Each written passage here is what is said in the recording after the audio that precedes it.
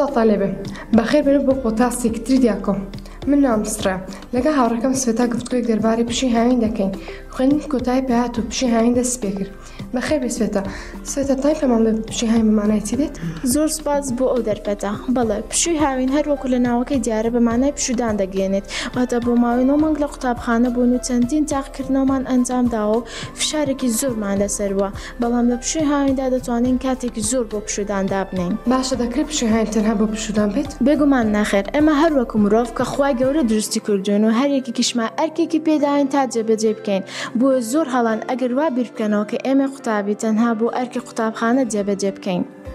پشووی هاوینە بۆ ئەوە نییە بڵێ تەنها دەخۆم و دەخەوم مرۆڤ نابێ خۆی بەکەم بزانێت و ئامانجی ژیانی نەزانێت خی گەورە مرۆڤی ببێ ئامانج دروست نەکردووە ڕێگە بە خۆت مەدە ڕۆژێکی ژیانت وە بگرە کاتژمێرێکی ژیانت بەبێ هودۆ بەبێ ئامانج بەسەر ببێ بۆی قەدری کاتەکانت بزانە دەستەکانت خۆش بێ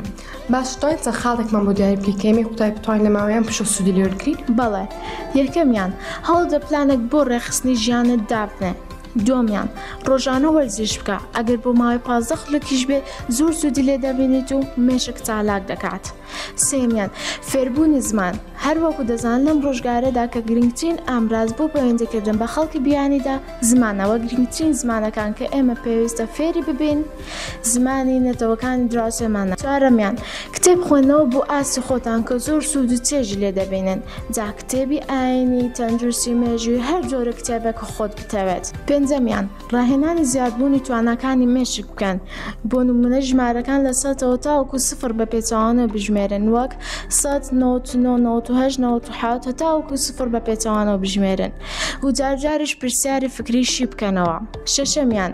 ڕۆتینێکی باشی ڕۆژانە بۆ خۆت دابنێ وەکو زووخەوتن و زوولەخە و هەستان حوتەمیان ئامادەکاری بۆ قوتابخانە بە تایبەتی لەم موانانەی کە هەز دەکەیت باشنی تێدا هەشتەمیان لە کۆتایشدا هاوڕێیەکی باش پەیدا بکە لەم تەمەنی ئێمە ئەنجامدانی ئەوانەی کە باسمان کرد تا ڕادەیەک پێویستی بە هاوڕێیەکی ئازا و گرجوگۆڵە بۆ ئەوەی بەردەوام هانی یەک بدەن دەستەکان خۆش سوێتە و زۆر سپاس بۆ ئەوەش بە هیوای پێشێک خۆش بۆ هەمووان